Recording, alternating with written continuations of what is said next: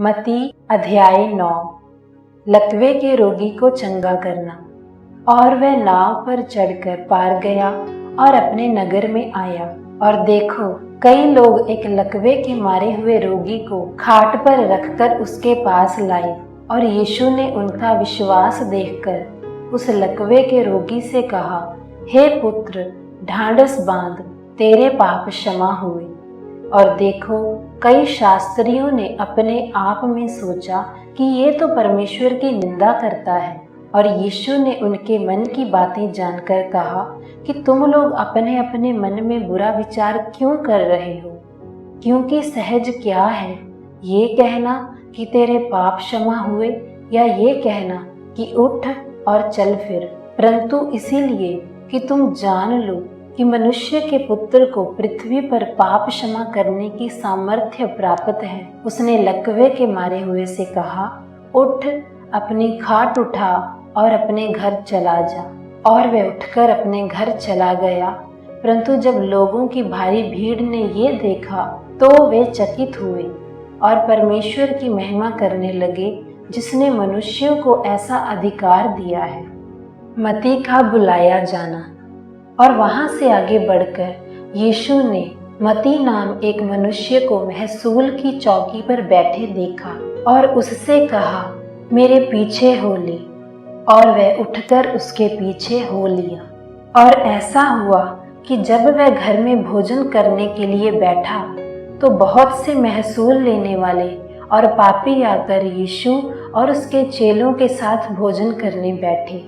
और जब फरीसियों ने ये देखा तो उन्होंने उसके चेलों से कहा, तुम्हारा गुरु महसूल लेने वालों और पापियों के साथ क्यों खाता है?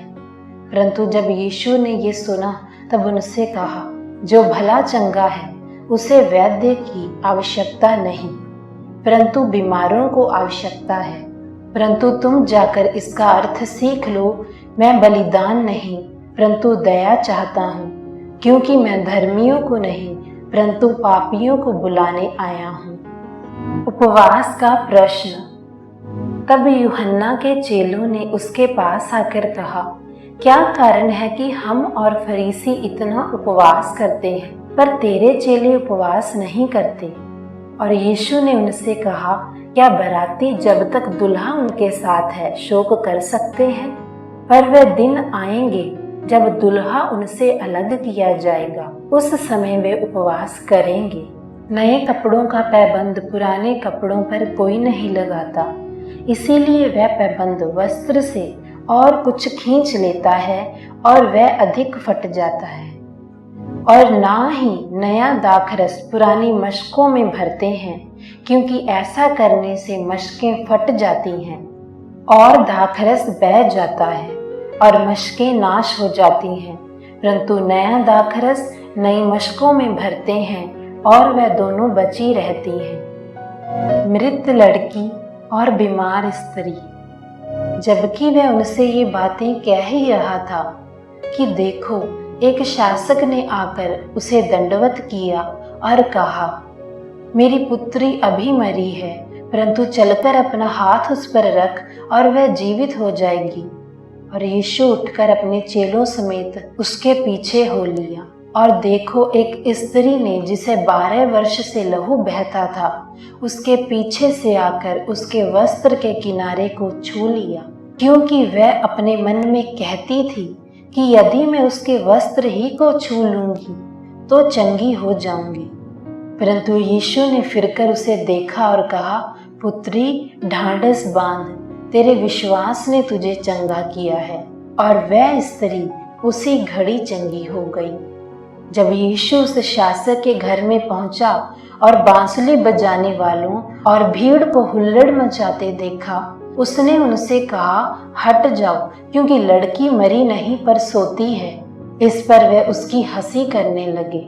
पर जब भीड़ निकाल दी गई तब उसने भीतर जाकर लड़की का हाथ पकड़ा और वह जी उठी।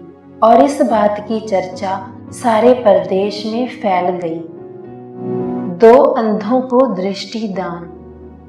और जब यीशु वहां से आगे बढ़ा तो 2 अंधे उसके पीछे ये पुकारते हुए चले, कि हे दाऊद की संतान, हम पर दया कर। और जब वह घर में पहुंचा तो वह अंधे उसके पास आए और यीशु ने उनसे कहा, क्या तुम्हें विश्वास है कि मैं ये कर सकता हूँ? उन्होंने उससे कहा, हाँ प्रभु। तब उसने उनकी आंखें छूकर कहा, तुम्हारे विश्वास के अनुसार तुम्हारे लिए हो। और उनकी आंखें खुल गई। और यीशु ने उन्हें चिताकर कहा, सावधान, कोई इस बात को ना जाने। पर उन्होंने निकलकर सारे देश में उसका यश फैला दिया। एक गूंगे को चंगा करना। जब वे बाहर जा रहे थे तो देखो, लोग एक गूंगे मनुष्य को, जिसमें दुष्ट आत्मा थी, उसके पास लाई। और जब दुष्ट आत्मा निकाल दी गई तो गूंगा बोलने लगा। और भीड़ ने अचंभा करके कहा कि इज़राइल में ऐसा कभी नहीं देखा गया। परंतु फरीसियों ने कहा, ये तो दुष्ट आत्माओं के हाकिम की सहायता से दुष्ट आत्माओं को निकालता है। मजदूर थोड़े हैं। और यीशु सब नगरों और गांवों में गया और उनके आराधनालयों में शिक्षा देता और राज्य का सुसमाचार प्रचार करता और हर प्रकार की बीमारी और दुर्बलता को दूर करता रहा। परंतु जब उसने भीड़ को देखा तो उसको लोगों पर तरस आया, क्योंकि वे उन भेड़ों के समान थे जिनका कोई रखवाला ना हो, व्याकुल और भटके हुए से थे। तब उसने अपने चेलों से कहा, फसल तो बहुत है पर मजदूर थोड़े हैं। इसीलिए फसल के स्वामी से प्रार्थना करो कि वह अपनी फसल काटने के लिए मजदूरों को भेज दे।